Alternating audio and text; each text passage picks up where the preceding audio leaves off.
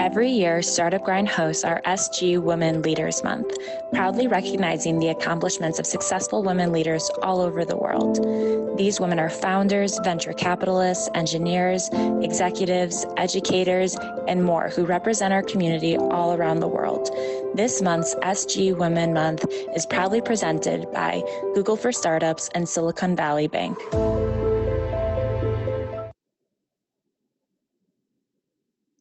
All right, so that is the introduction about Startup Grind Women Month in the month of June. And now, allow me to bring on stage Michelle, our moderator, and Ashley, our speaker.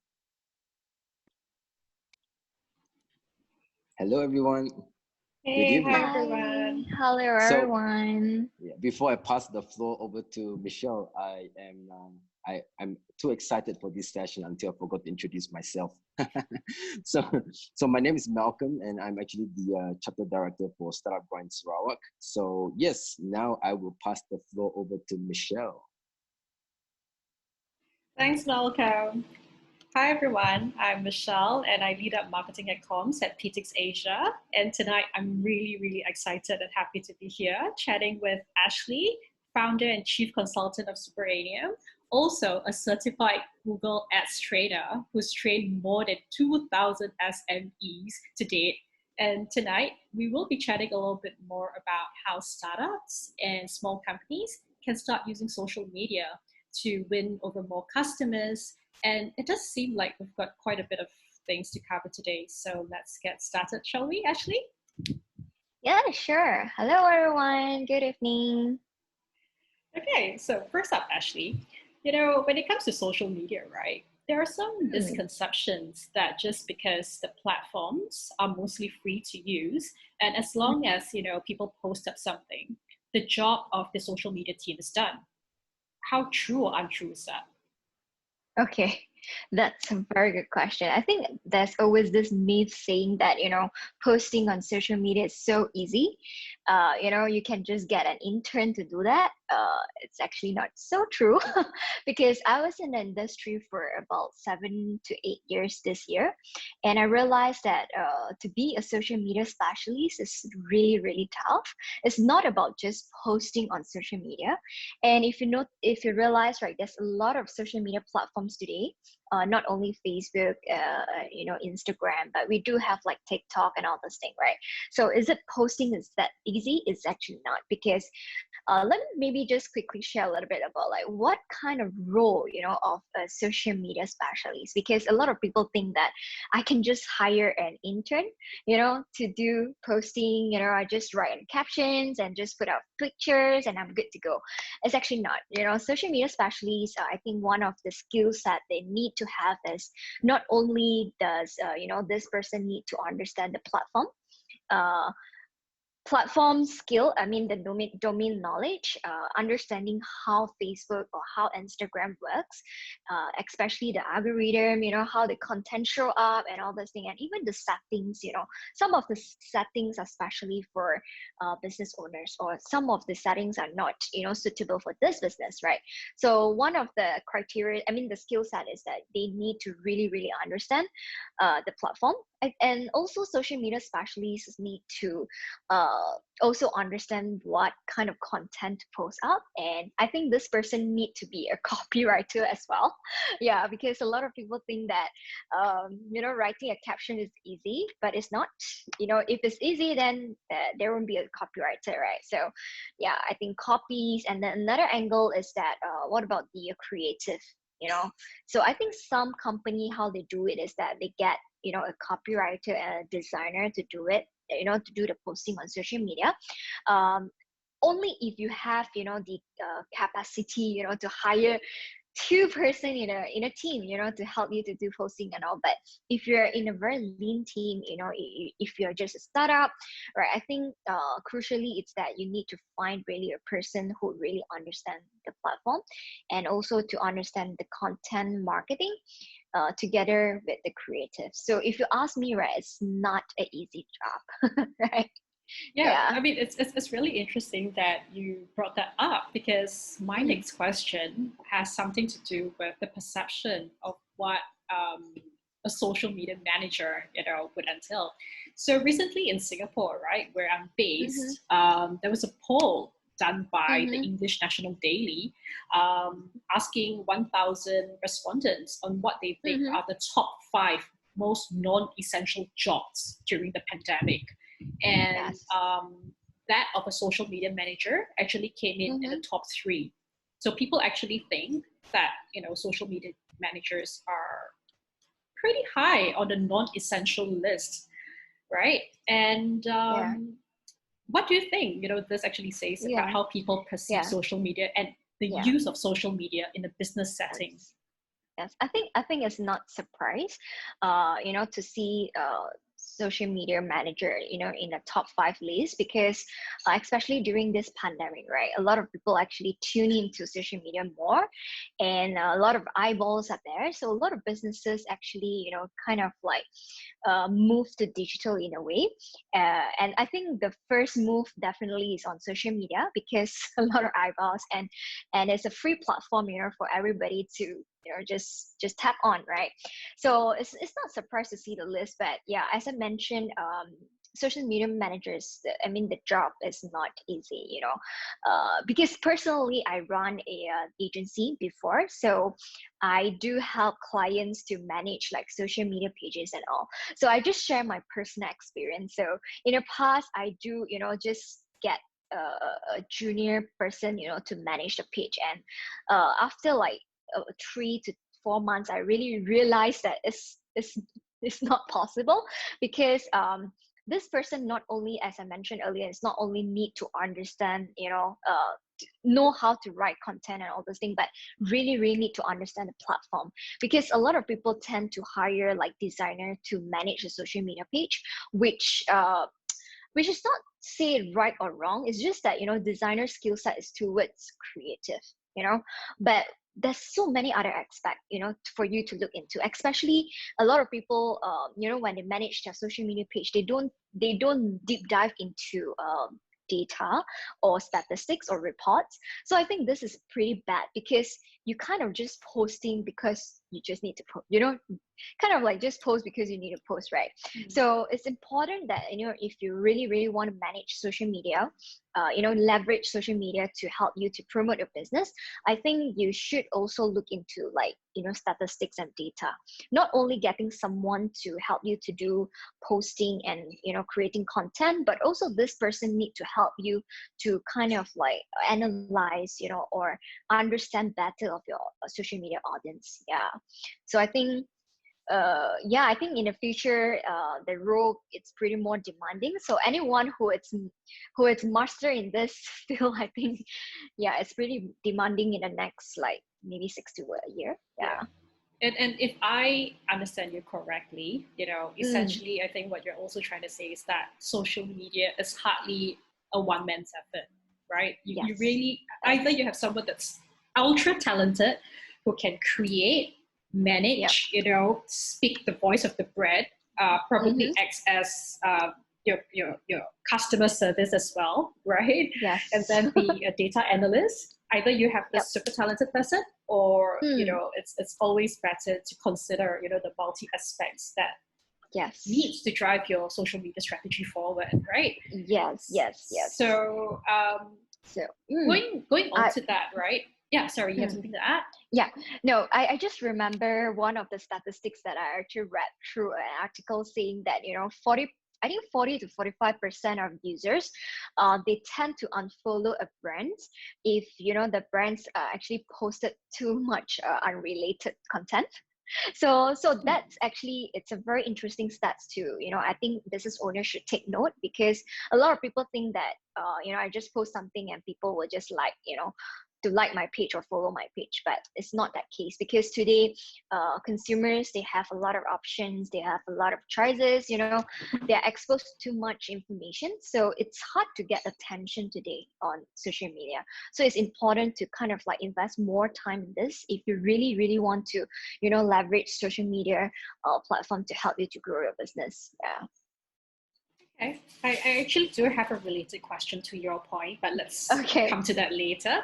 Okay. Okay. So I guess, now that we're here as part of Startup Grind, a lot of the people tuning in, I think you guys are mostly from either startups or, SMEs, right? And with Mm. startups and SMEs, I guess budget, right, is probably always an issue. Yes. So especially when it comes to a marketing budget, right? So for these small businesses, a marketing budget, even if it exists, would be very lean. So is there a Mm. very straightforward answer as to which platform will work best for those Mm. businesses with a very small marketing budget? Mm. Okay, so there is no straightforward answers to that because, as I mentioned, there's so many social media platforms out there. I think top five social media platform in Malaysia, it's Facebook. In terms of numbers of users, so Facebook, Instagram, YouTube, followed by LinkedIn, and also I can't remember one of this, but yeah, this basically is a top for kind of platform. And a lot of people also, a lot of businesses that I talk to, right, they actually wonder, like, should we have all the presence on all platforms, like, I should I have a presence on TikTok, LinkedIn, on all this? Answer is not necessary, because not all platforms actually suitable for your brands. So I think this one, I need to bring back a little bit of how do we plan on a social media strategy, because before you actually start planning which platform to go, I think it's important that you kind of have a base, a fundamental strategy. At least this strategy are able to tell you, what kind of platform to go and what kind of investment that you should put in, right? So I always, share this top five kind of 5 steps, to plan your social media strategy. The first step is always understanding the audience. A lot of people kind of like straight jumping into that platform without knowing whether, you know, my audiences are really into that platform. So I think first thing, you need to define who are your audience. And audience here, not only like offline audience, but it's a digital audience, like online audience. Who are there, like not only understanding their demographic, but also to understand the psychographic part, like their interests. So if you ask me, right, if I can define my audience well, for example, let's say my audience are working adults, my audience are not students, right? So if that case, right, obviously TikTok might not be the right platform to go in already, because if you look into TikTok, the user profile is pretty much younger crowd. So yeah, so I think defining your audience really help you to understand like which platform to go in. All right. And then second thing is that you need to really understand your objective. I always share this, is that don't start something on digital without knowing your objective. Objective could be a lot of types, right? It could be like, I want to use Facebook to help me to generate sales. I want to use Instagram to help me to reach out, So it's important that you actually draw out your objective. And then from there, you're able to understand, which platform actually helps you to achieve your goals. For example, if you want to achieve sales, right? Again, maybe LinkedIn might not be a platform for you, because LinkedIn don't really have like sales or e-commerce type of functions or features, but Facebook do have that. So I think it's important. Number one, audience, and then your goals, and then I think the third thing, you need to understand whether or not again, it's an objective, whether you want to start advertising, or you are just want to use your organic results to kind of like reach out to your audience. If you're looking into like advertising, because I think a lot of businesses kind of like venture into advertisement on Facebook or Instagram, right? So if in order to determine your budget, again, you need to understand your audience size, because a lot of people always ask me question like, how much should I invest in Facebook ads? Because some people actually invest like 10,000 ringgit, right? And some business like only invest like 500, right? So what's the difference? So actually the difference here is that the audience size that you can reach out, because impossible you spend like 500 ringgit and you can reach out like 1 million users, right? So it's kind of like straightforward and makes sense. So ask yourself, how big is the audience size that you are looking at? If you're looking to reach out to like 1 million users, so of course you need to have more budget into it, right? But if you ask me, right, because Facebook and all other platforms, right, they don't have a minimum budget to go in, like as an advertisement. So, and they actually charge you based on daily budget. So you can actually decide, like, what kind of audience size that you want to reach, and also what kind of results that you expect. For example, if your objective is to drive traffic, right? So if you think that, okay, my expectation is that my KPI is that I need to drive 1,000 traffic to my landing page, right? So you can actually kind of like calculate a reverse calculation. So if your per traffic is, let's say, cost you 1 ringgit, so minimum you need the budget is about 1,000 ringgit. Yeah, so it's very, very simple calculation. So it depends on what kind of results you want, and also what kind of audience size that you want to reach. Then you are kind of able to gauge, like, how much should I put in? Yeah, I hope this answered the questions. Yeah, I think I would like to add on to that point as well, because I think one good thing that really came out of digital marketing is that the power goes back to the advertiser, right? In a way, you no longer need a media buying agency to help you administer, your budget. So it's really, and these social media platforms, they've made it so simple and so accessible for you to go in and start, creating your own ad account, playing around with, whatever budget that you have. If you feel that, oh, this campaign is not working out, you're always able to pause and stop it, and then maybe try something else. So I'm with you on that, that just go in, tinker around a bit, figure out, what is the target audience that you want to reach, whether you want it expanded, or you want it more defined. And then, I guess trial and error, would probably be a way to go as well. Yes. Yeah, and since we were talking about budget, right? Just another question, is it even possible to go on an organic engagement strategy? I'm purely asking this because, as marketers, we both know that the algorithms have been, tweaked such that it's practically quite difficult for your content to appear organically. What are your thoughts on that? Yeah. Okay. Yeah, definitely. I mean, if you relied on organic results, it's not to say not possible. It's possible.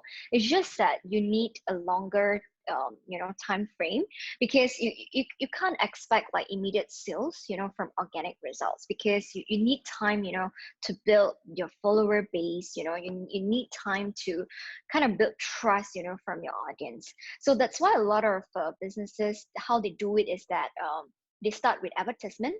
All right, because advertisement, the good thing is that you are able to kind of see immediate results.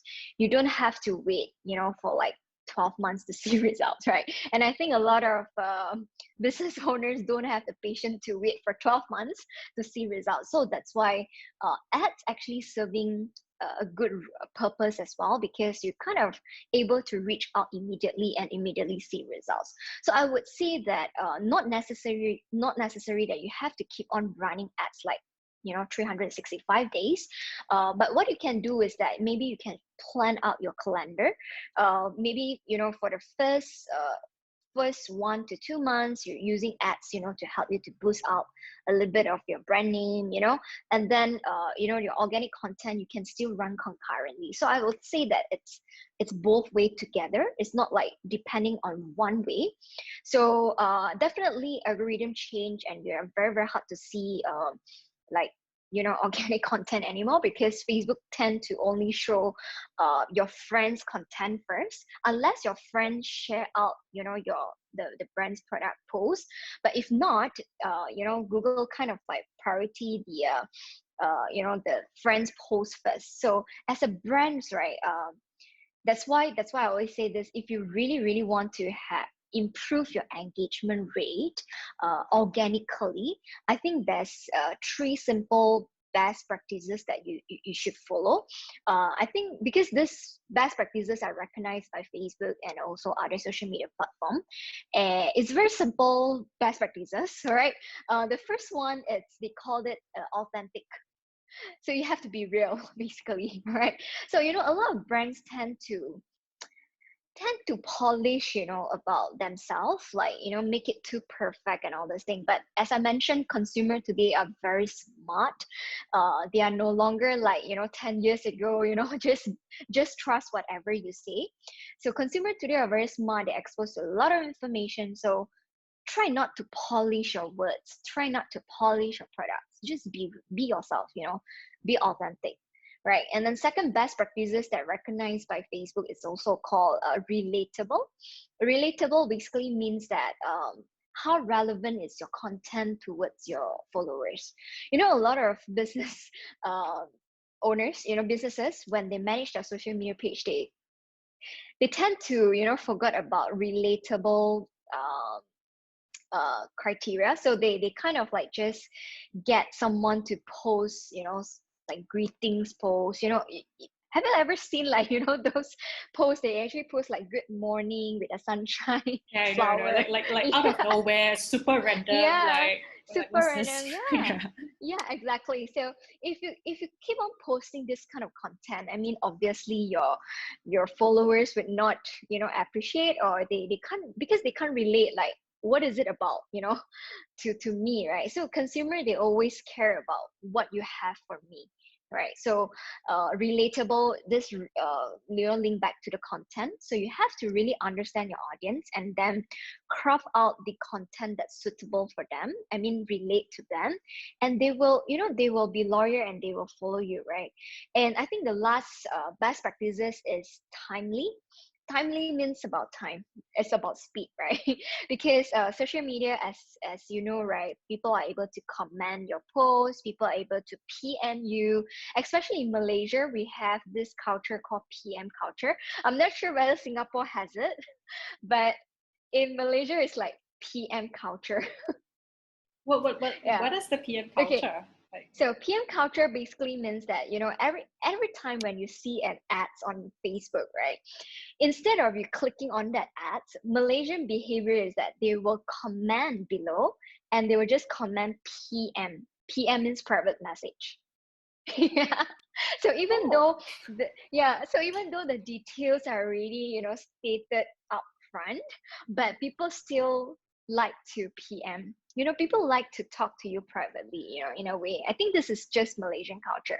So if you have a lot of PM, I think timely, it's a very good thing that you should take note, because consumer expectation is that if they actually comment or ask you things, right, they expect like within 4 hours you need to reply or respond to them. So this is based on a research by one of this social media authority. So they said that the consumer expectation is like within 4 hours. So if let's say you have a social media page, right, I think ask yourself again, like, do you have someone in the team to really manage that page? Because if you don't, right, when people kind of like message you or comments you, right, if you didn't really respond to them fast enough, they kind of like just basically you turn them off. So in a way you kind of defeat the purpose, right? So again, it's important, if you really want to stand out in social media page organically, I think if you follow these 3 best practices, you're able to kind of achieve a certain momentum. Then you're able to kind of like grow organically. But again, this is it's a long-term thing, and it's a lot of hard work, yeah. Especially when it comes to content, right? yeah. So on that note, you're talking about the best practices for organic an organic strategy, for example, right? And as a marketer, I know that in the recent years there's been a lot of talk about formats, content formats, and Yep. 2-3 years ago, dozens of articles saying that videos are the way to go, Yes. and then it's and videos are getting shorter and shorter, of course, Yeah. thanks to, I guess, even TikTok now, right?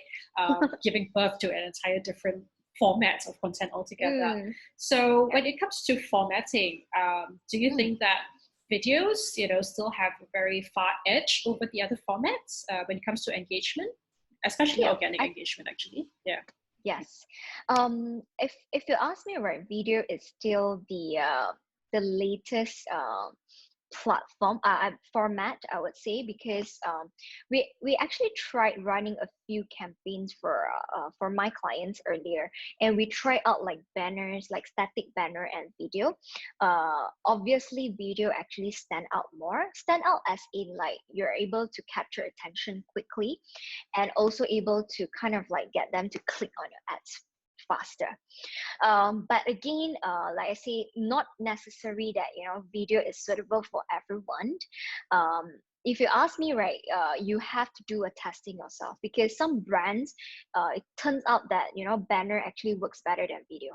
And some brands actually, in opposite, like video works better than. I think it depends on, again, the content in the video, because video is just a format, right? But what's inside the video is the most important thing.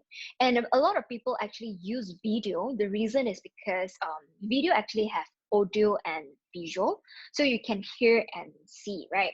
So a lot of brands actually use video is because they want to kind of like move the consumer's emotion easy, right? Because you have the music and all this thing, right? You're able to move emotion. So if you're using emotion selling for your brands, I think video definitely is a good platform, good format. But if you're just like normal, and if you don't really have a good content for your video, I think banner still works. Yeah. And I think also on social media, especially videos, right? Because even though it's autoplay, but because it's by default is without voice, right? So if you're actually producing video for social media, it's always important to have like the subtitle. Yeah, because by default people don't turn on the volume. So yeah, so you have to be careful, and again, it's a test and error. Like you have to keep on optimizing what is the best content format for for your brands. Yeah. Okay. So since we're still on the topic of content creation, right? Yeah. One of the results of the pandemic was the increased amount of time people are now spending online, which again, created tons of opportunities for brands to increase their reach and engagement, and also there's been an increased reliance on organic content because of the overall decrease in ad spend, right? So how can businesses cut through the clutter with so many things going on social media now? Yeah. So like I mentioned, I think right now the crucial thing for the business owner is like, how do you stand out? Even right now, if you are going into ads, right, it's a lot of competition already. I mean, I've seen like especially those like grocery, online grocery, those like brands, they are everywhere. So how do you really stand out? I think that back to the basic, the fundamentals, right? I always say this, that is that on it, not only social media marketing, even like the whole digital marketing, right? There's no magic in it. Like it's not like magic, right? It's not like when I run ads I can see results, or when I do this I can see results. It's not, it's still back to the fundamentals, like what exactly is your strategy. So I think in order to stand out, especially like the post-pandemic, because post-pandemic, I think a lot of businesses will kind of like move in, right? So it's important, it's even more important that you actually set a good fundamentals. And the fundamentals, like I mentioned earlier, is that you need to understand your audience really, really well. Because right now we are talking about like personalization marketing. It's no longer like social media marketing or whatever, it's like personalized. So how do you talk to your audience? Like what kind of message and specific message to this specific audience? Yeah. So again, back to the fundamentals. if you already have a Facebook page or a business page on social media, try to pull out reports, insights, right, to understand who are your audience, and then plan out your content. Because the key thing is still bounce back to the content, like what kind of post that you post up. So I think I can share some of the tips, for a business owner is that, what kind of content you should put out. Any thoughts, like, because a lot of people think that I should do greetings posts, I should do salesy posts, but actually there's a lot of other content ideas, right? So I always use this framework. We called it content metrics. So I think you can just Google like social media content metrics. You can actually find a few articles talking about it. It's pretty much, it's nothing new, right? But it's a very good basic, right? For us to kind of like refresh it back. So basically the content metrics actually tell us 4 areas that you can actually brainstorm for your content. So the first area is talking about entertainment. All right, entertainment category. And then we have what I call it, education, is inspire, which is education. And then we have what else, convince, like convince people. So for example, like the first one, entertain. So entertain category, so you can actually branch out into like maybe games, maybe contests, in order to increase like engagement, right? You have to understand this. Engagement means that your consumer actually react to whatever you post, right? So in order for them to react, you need to give them a chance to react, right? So if you say like good morning post, right? Obviously, as a consumer, I don't know what to react, like, okay, good morning, So you have to get them to engage with you. That's why you need to come up with either a questions kind of post or either like contests or games, for them to participate. And then another category just now I mentioned is about inspire. Inspire category basically referring to like maybe you can come up with like how to or behind the scene kind of thing.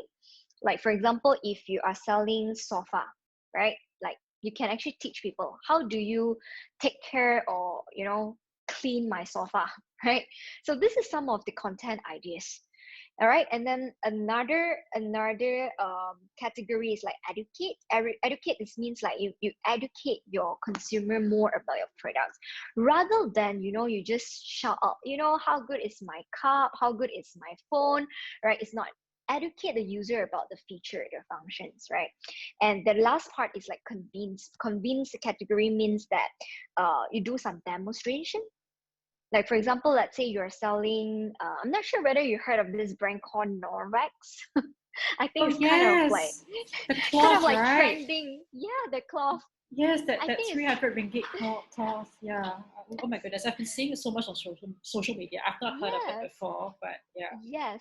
So this brand is pretty much like trending in, I think, the Southeast Asia at the moment. But if you look into the social media page, right? I mean, the post content and all, right? It's pretty much interesting because they are not selling you cloth. They are not telling you that, hey, I got this promo.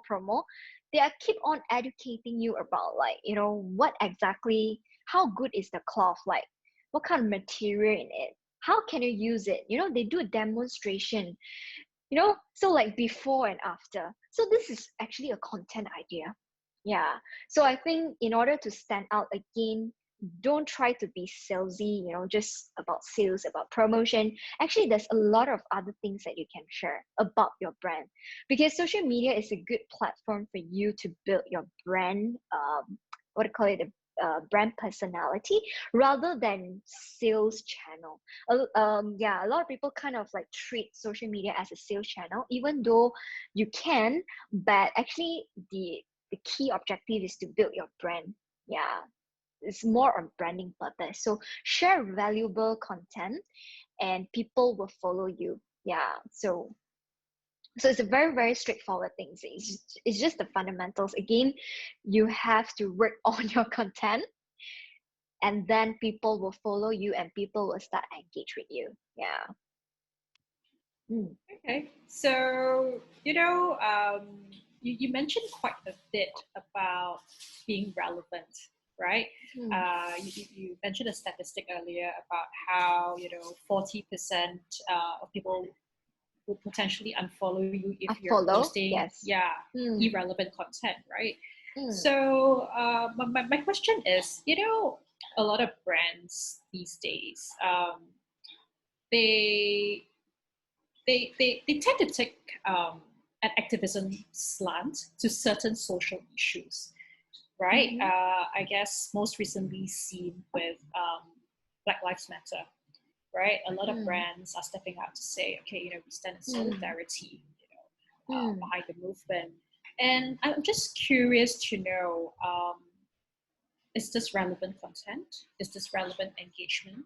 How important is it for brands, to make a statement on social issues when it comes to engagement?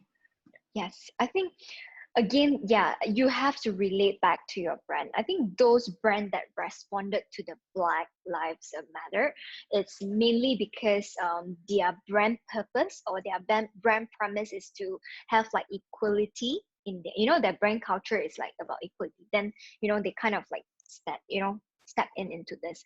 But if you are not, I think you can just like being neutral. Yeah, because on social media, you have to remember is that once it's public, right? You cannot undo. All right. So you have to be, I would say, be careful, right?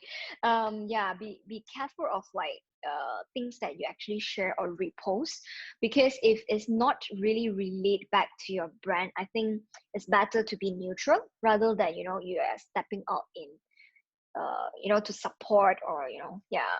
So try not to, but unless like first, I think a lot of people actually change their profile picture into the black and all this. But if you realize, right, all this brand is because they are either in the US because they are there, right, or or some they actually very support like equality and all these things, so that's why they put that. So I think you have to kind of like link back to yourself, yeah, and staying neutral. I think it's the best. Okay, thank you. So on a lighter note, I want to bring your attention to TikTok.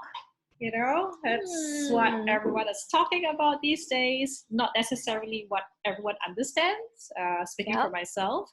So TikTok, yay or nay?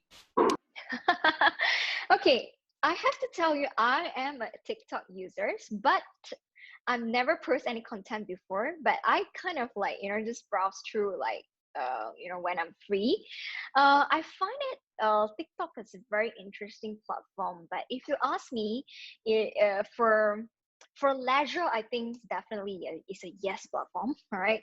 But I think it's for business. I'm not too sure because I never really explore like running advertisement on TikTok or managing a TikTok business page. But again, like what I mentioned earlier, right? You have to understand your audience. If your audience are there, then why not, right? Because it's a good chance for you to reach out. And I see the growth of the users of TikTok is like crazily, like the growth is like crazy, right? But again, the reach definitely is there. It's just that whether or not the audience are your audience, right? So if you ask me, I see it in both ways. For personal, it's a good platform because it's a good leisure platform. But on business side, I think we need to really strategize a little bit, whether we should really go in. Yeah. Yeah, I absolutely agree with you on this. And purely speaking from experience, because I do marketing at PTix, right? So we've been considering for the longest time, okay, TikTok, we know that the numbers are great traction. Some of our target audiences are in there. But the main problem I have with TikTok is that it's a very personality driven platform, meaning, you need to have that talent. You need to literally put a face on that platform to dance, to sing, right? Yeah. And the struggle that I have with my team is, who wants to do it?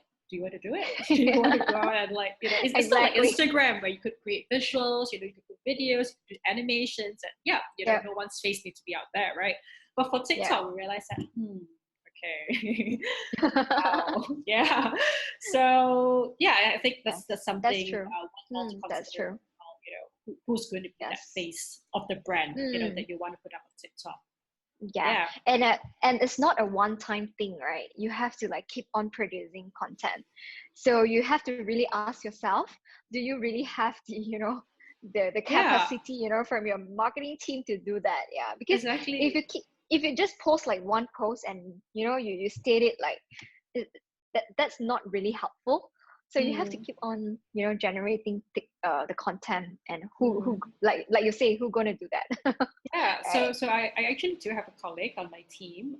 He's excellent at TikTok actually, and sometimes just for fun, when we were working at the office together, during that, right? He would suddenly midday, just grab one of us. Hey, you do this. Hey, can you do that? Oh, and then we were like, Okay.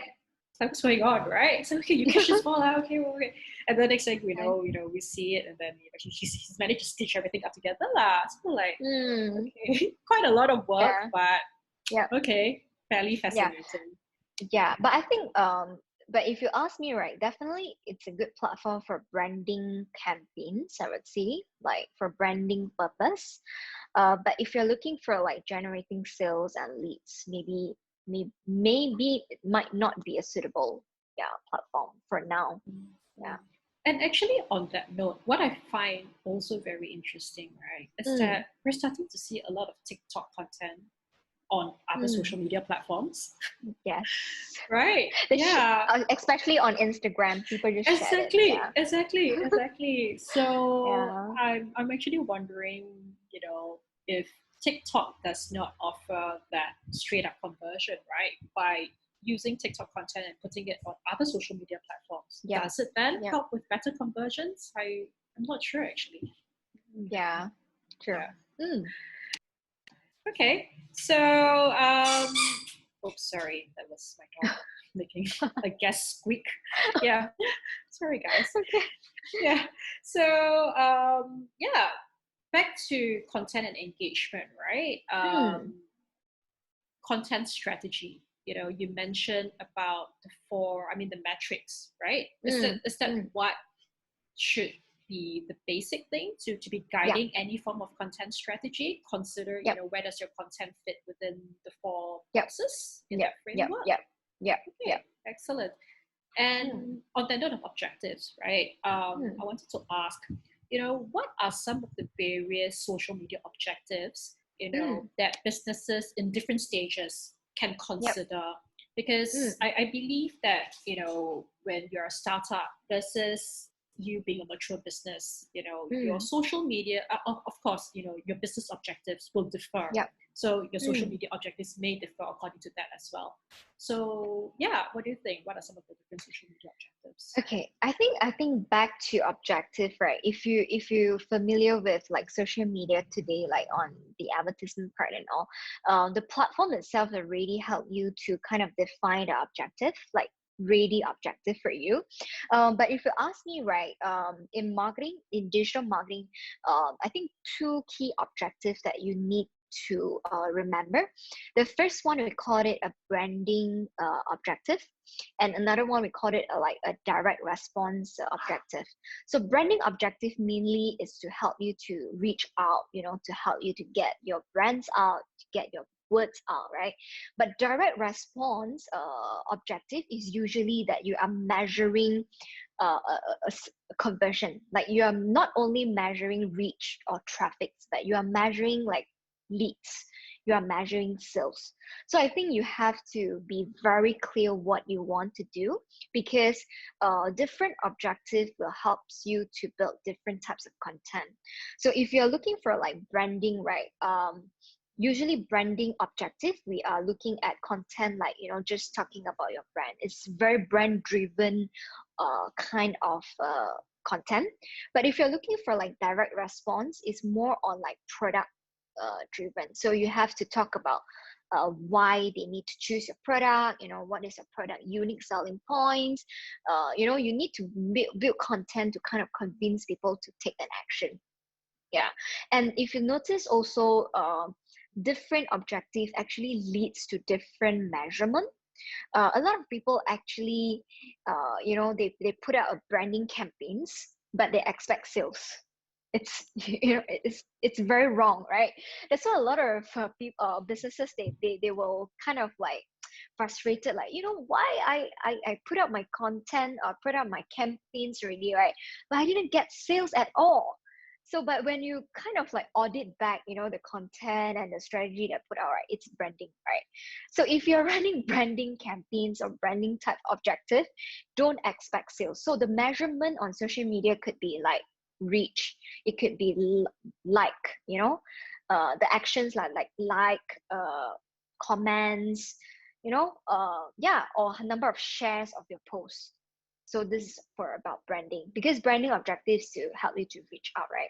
But if you're running like direct response, then it's different, because the measurement should focus not the reach, not the like, not comments, right? You should focus how many people sign up from your post, or how many people actually buy from your post.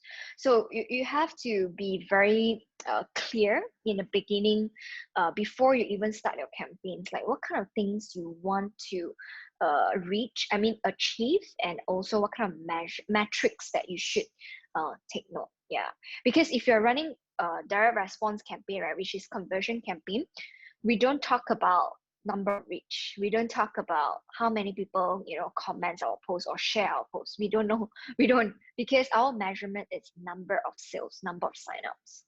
Yeah. So you have to be very clear in the beginning. Then you will know what kind of metrics to measure. Yeah. Okay, sounds good.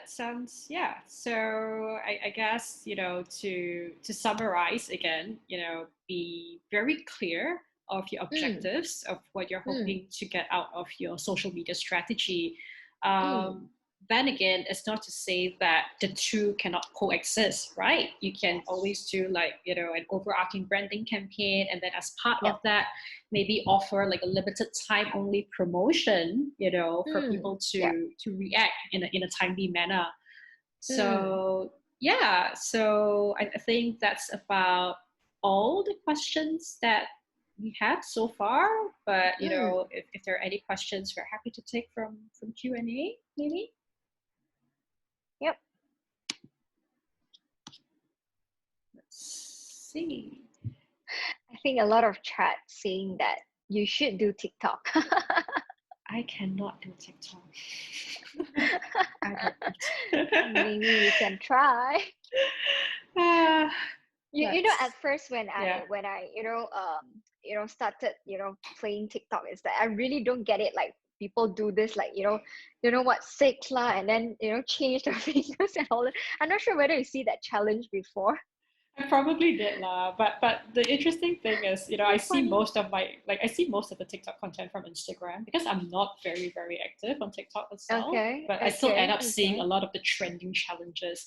I like the white one, the wipe the mirror. Oh yeah, one. the white one. Yeah, yes, wipe. Yeah. So I thought that was quite funny also. Yeah, true. So we do have some questions. Malcolm, should we take the questions?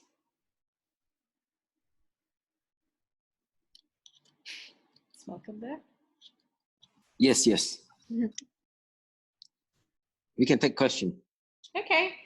So we do have a question from Kiman, I think, and he's asking, the notions of choice when it comes to social media platforms, reflecting your company's professionalism.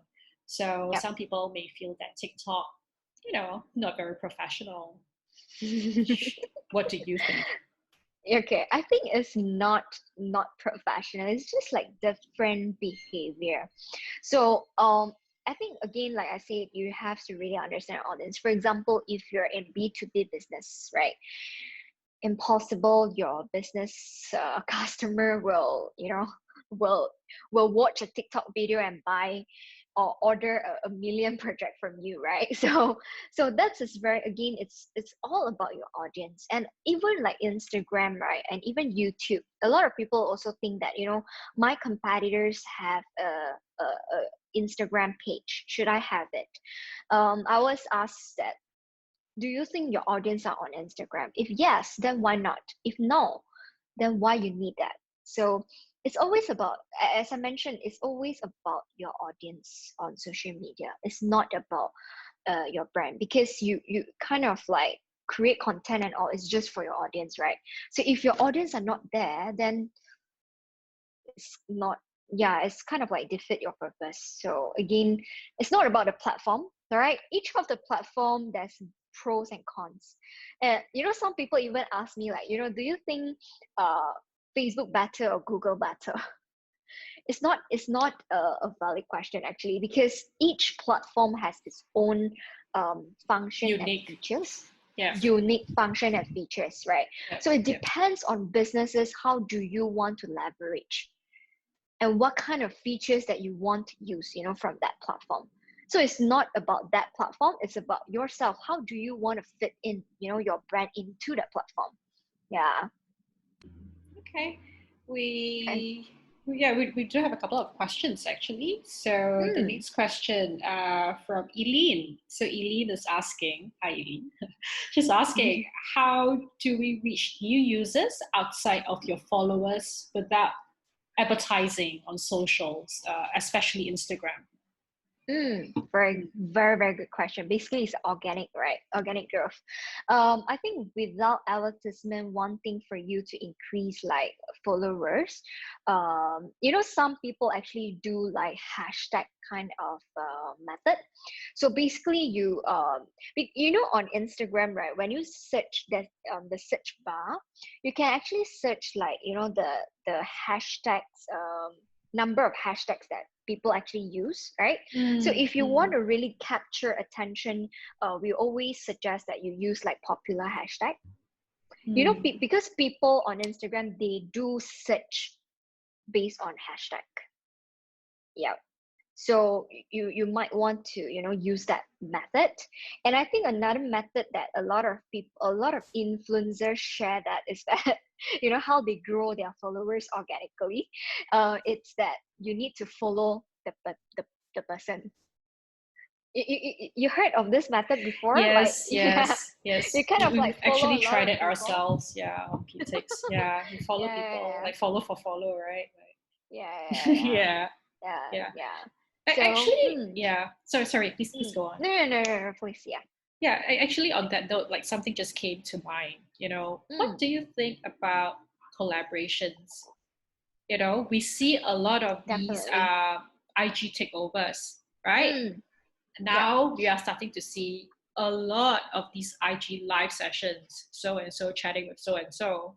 Do you think Yes. that's a means for you to grow your followers? You know, cross tapping on another brand, Yes. or you know, another Yes. personality's database. Maybe that could be. Yeah. Yes, definitely. So one of the way, like you say, it's also by tagging. Yeah, so if you are posting or something, you know, you can do like tagging so that the person's followers are able to see your post as well. Yeah, so one of the way, yes, definitely. I always wanted to be an Instagrammer, but my Sure, only you could. challenge is no, but my only challenge is that I have no one to create content for me. Like, you know, because especially on Instagram, what one of the content format it's really working, it's the video, the short like 15 seconds video. And you really need someone to, you know, shoot or yeah, and edit and all those things. I don't have someone to do that for me, so too bad.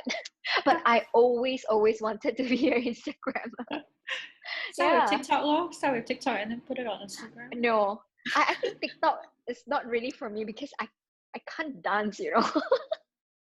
And I think majority of the challenge or whatever is about dancing. So yeah. Or really creative editing. Yes. Yeah, that too. Yeah. Okay, so Okay. our next question, we have a question from Kalip, I think. Kalip is asking about, is there a age polarization based on the platform? Really great question. For example, Facebook for old fogies, Oh no. So sad. Insta for 30-ish, TikTok for, I guess, the millennials. Yes. Yeah. Hey, Okay. no. So okay. Each of the platforms, they do have their own like age profile. You can actually find online. So for Facebook, to be honest, the the highest the users, the most active users are actually age 28 to 45, like mid age. Yeah. So it's not really old yet. Okay, I'm still in that bracket. Okay. Yeah. So so Instagram, you will see slightly younger. The active one, it's usually 18 18 to 30 maybe. And then I think for TikTok, I haven't really seen the stats. Yeah, but you can always check online. They, like Facebook and all, they do share their user profile, like age profile. Yeah, so from there you're able to know. So don't really I don't really agree that Facebook is for old people and then TikTok is for young. It's not that, all right? Because each of the platform, they do have people from age 18, or to 65. It's just that the active one, who are they, on that platform. Yeah. Okay. Our next question. We've got many questions. You're very in demand, actually. Yeah. Okay. So let's do this one. We have a question from Kelly. So Kelly is asking about Facebook specifically. So she's asking if a budget has been placed to target a certain country and the ads are not delivering, how and where can we find out what went wrong? Yes, very, very good questions. A lot of people actually tried running social media advertisement themselves, and when the campaign is not performing, they do not know how and where should I improve. So actually this one, right, is actually back to the fundamentals. So before you run any ads campaign, you need to have a strategy. So inside the strategy, right, basically you will need to map out we call it like a conversion funnel, for example, like a funnel, right? So if you have that funnel, basically you're optimizing each of the stages. So at the end, let's say you are not seeing results, you are clearly able to find out where in the funnel actually went wrong. So that's why don't just advertise for the sake of advertisement. You need to do a lot of planning on that part. So I can share a few tips. Like one of the funnel is that you can actually start with understanding which platform you want to go in. All right, let's say you want to run an Instagram ads, okay, and then you need to draw out and map out this Instagram ads actually bring it to where is it, the conversion, is it bring it to a landing page to sign up, or I mean the conversion, is it happens at the landing page, or is it at your website or other. So you have to place that out. And let's say, for example, if you find out that, okay, my ads not performing, you can actually look it back. Okay, not performing, is it because no one clicking on my ads, or no one signing up from my landing page? So you can see the numbers. For example, let's say you see a lot of traffic driving to the landing page. Let's say 5,000 people landed on my page, but no conversion. So clearly is that the page problem. It's not the ads. So if you have a proper planning on each of the parts in the funnel, then you will clearly, I mean, based on the data that you pull out, right, the reports that you pull out, you will see it very clear, like where is the problem. Yeah. So I can't really answer you like how do you troubleshoot and all this thing. Yeah. But based on my experience is that if you're able to draw out the strategy, then you're able to see which part. I would also like to add on to that. So for platforms, actually most major platforms, not just Facebook, if your ads are not delivering as well as an ought to, usually the platform would also prompt to tell you why. Correct.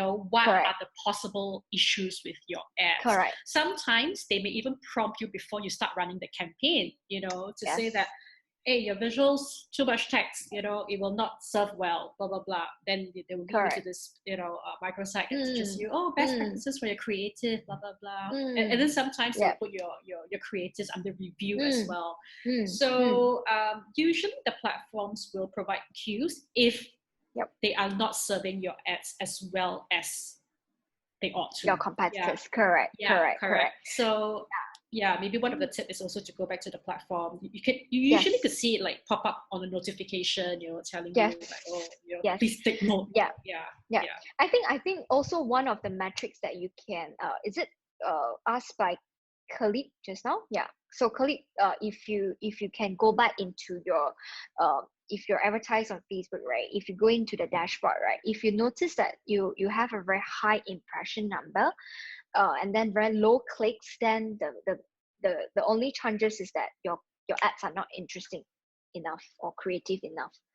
So because impression is like number of times your ad show, and then your versus the click. So if let's say your ad show like 1,000 times, but only one people click on it, so it actually tells you that your ads might not be, you know, attractive enough for people to click on it.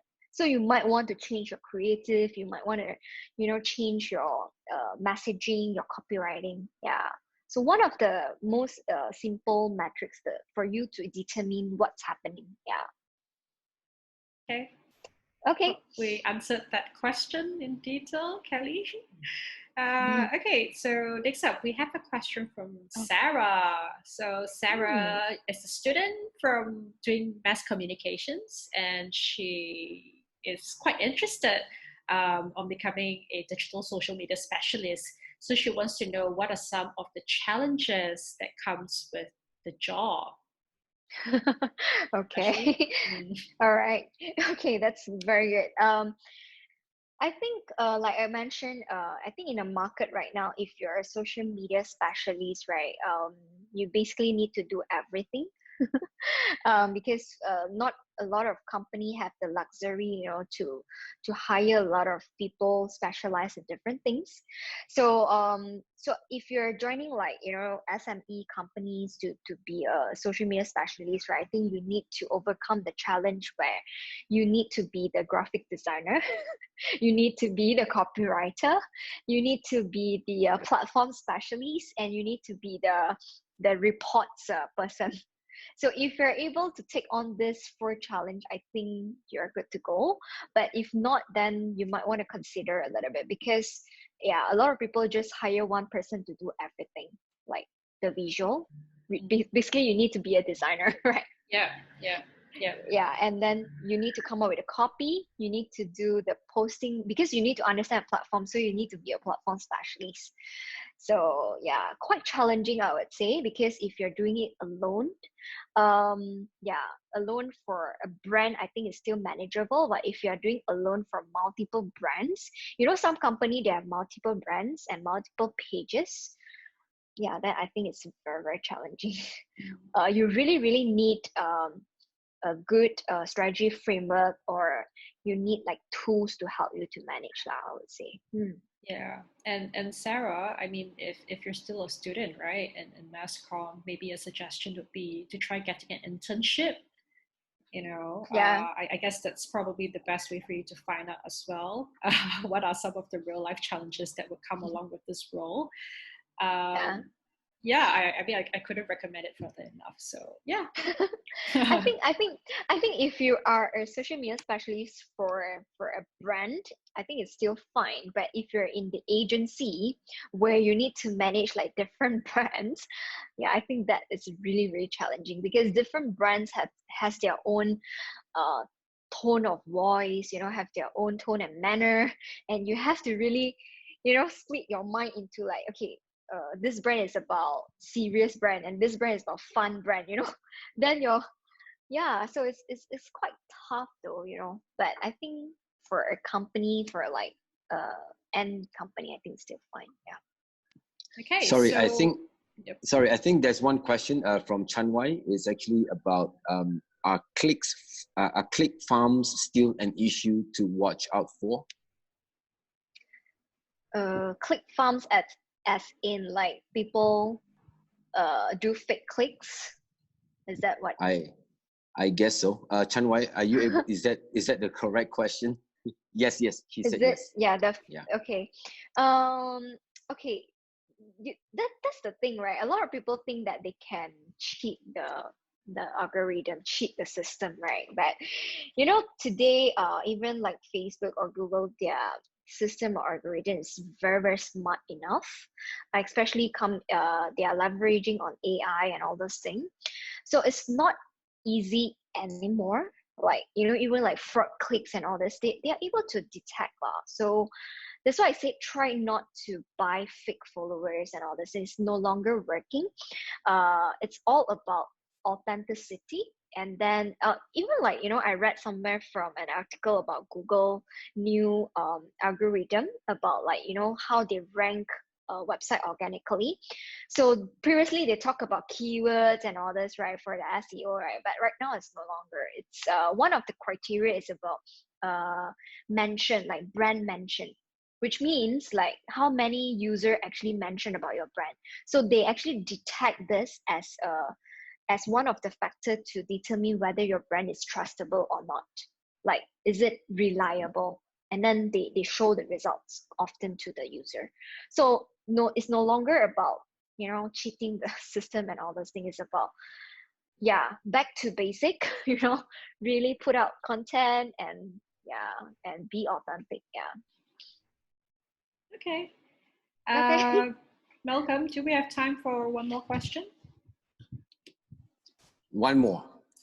Okay, let's go with this one.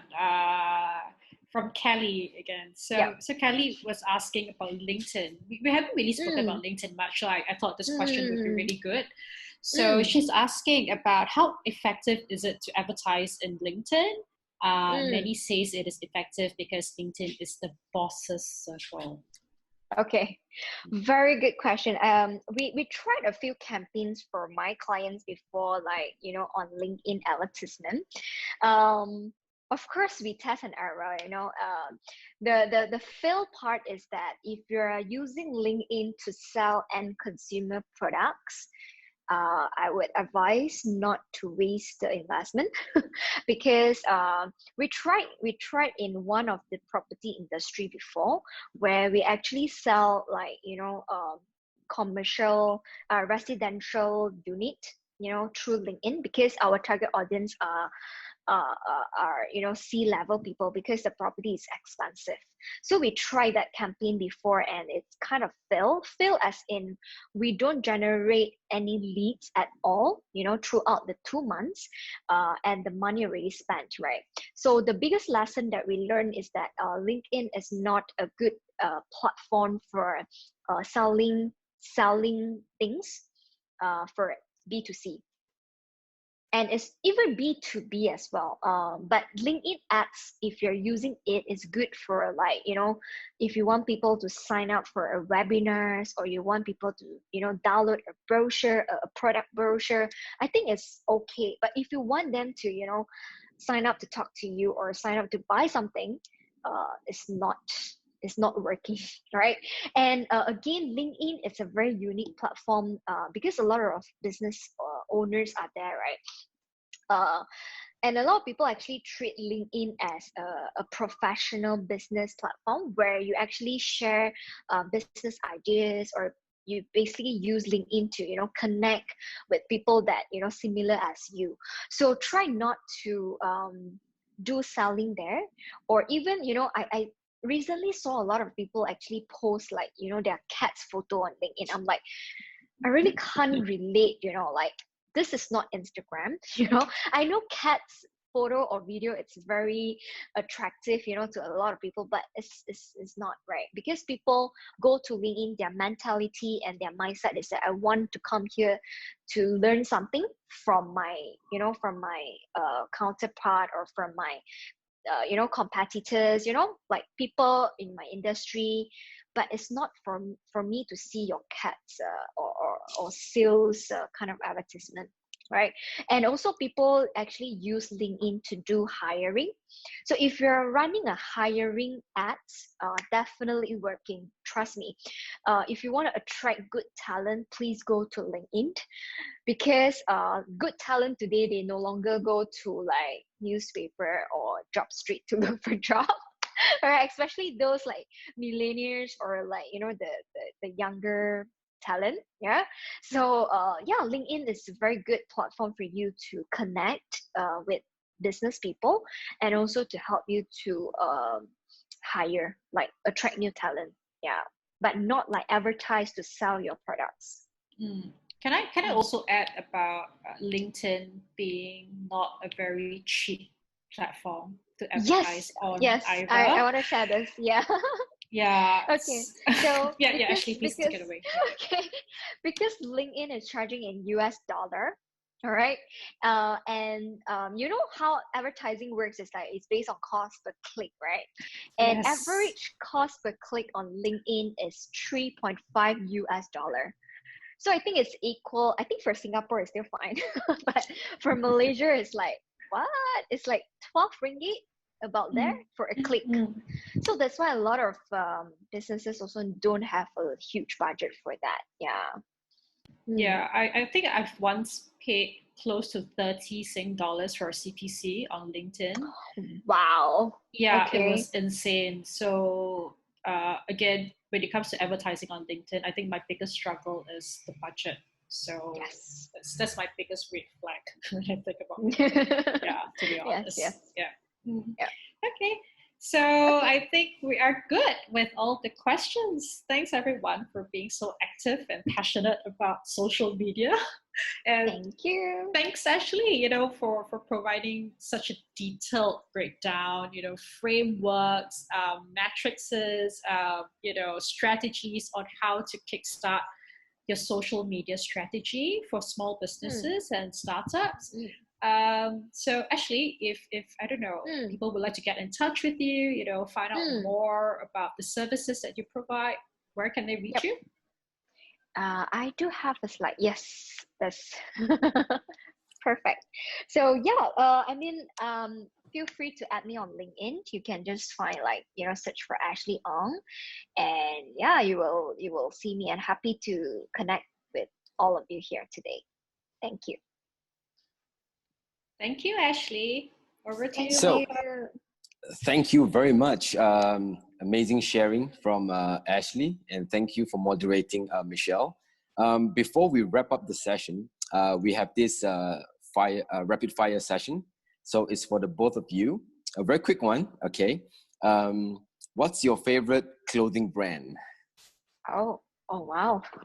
Okay. Lululemon. Okay. Can we only mention one or many? Let's try one. Okay, I think I'm a person who really love to support like local designers. So I really love the one from Singapore called Love Bonito. Oh, okay. Yes. Okay. So next question. What's your first job? Okay. You want to go first, Michelle? Like first full-time proper job, is it? Yeah, yeah. A marketer actually. Yeah, so yeah, I was doing marketing with the media, and I stayed on for about 10 years. So yeah, Oh Wow. wow. Wow. yes. Ashley? Okay. My first job was actually a campaign specialist, the Google campaign specialist, where I actually execute SEM campaigns like search engine marketing, the Google ads. That first job actually lasts for about 6 months, and I actually run away because it's too boring. Yeah. So your first job is like 10 years, right? Mine is like only 6 months. Wow. That's a huge No, difference. because I realized that I can't sit back from in the office and do campaigns, optimizing and all. I'm an outside person, so I actually told my boss I need to go out. So I changed to like account manager role after that. Yeah. Okay. So the third question. Any favorite marketing or business guru? Mm. Okay, I actually have one. It's called his name is called Neil Patel. Not sure whether you've Ah, heard of that. I Heard of know. him? Yeah. Yeah. So I learned a lot from Neil. Yeah, and a lot of his strategies and his framework, right, is very, very relevant to all digital marketers, because you know a lot of digital marketing guru they tend to share a lot of framework that is not really able to execute. So yeah, but I found like Neil Patel one, it's really easy to implement and also easy to execute. Yeah. All right. What about Michelle? For me, it would be Scott Galloway. I'm not too sure if you guys have heard of him. He's an NYU professor. He's also a published author of 2 books. You might have heard of them. The Algebra of Happiness, that's one. The other one, he actually covered tech called The Big Four, where he gave a very, very detailed breakdown on the big four horsemen in the tech industry. So Scott Galloway, he also does a podcast. I can't really remember what it's called, but it's together with Carol Fisher. You should be able to find it on Spotify. So yeah. Cool. It would be great if you guys can just leave some of the comment into the chat box, so maybe the listeners can actually tune into them as well. Next question, a very easy one. Coffee or tea? Tea for me. Coffee for survival. For survival. Yes. Yes. All right. So next question is last movie watched at the cinema before MCO. Cinema. Oh my goodness. I can't remember. Same. Basically, everyone's on Netflix, right? Yeah. What about the last thing on Netflix? How about that? Last thing watched on Netflix. But you're already watching it now during even during MCO or after MCO as well. Yeah. Okay. What's the last movie they watch on Netflix? I can't remember the name. I think it's called Kingdom or something. It's a zombie. Oh my goodness, the Korean one. Yes. Zombie drama. Yes. Yeah. I The watched season 2. Yeah. I think that was my last. What about you, Michelle? It's this game show called The Titans, hosted by Dwayne Johnson, The Rock. Yeah, it's amazing. It's basically a very athletic kind of competition. So that's just up my jam. So it's like, yeah, all right, let's watch it. That's great. Yeah. Cool. Last question. Best Google app for you? Google. Must be Google. Yeah, which are the best app on Google for you? I think for me it's the Gmail. Is it considered an app? Or if not, then it's Google Sheet. I think you can call that an app. Probably GA. Oh. Analytics, sorry. Google Analytics. Right. Nice. All right. So before we wrap up, I just want to say a big thank you to all the listeners who are tuning in from all the way from Philippines. Because we really want to thank the collaborating chapter from Startup Grind Cebu, Philippines, Paula and her team. Thank you very much for sharing and promoting our event all the way to Philippines as well. And the rest of the listeners who is now with us from Miri or from Sarawak or from Malaysia, thank you very much for tuning in, and we wish all of you the best, and thank you and stay safe.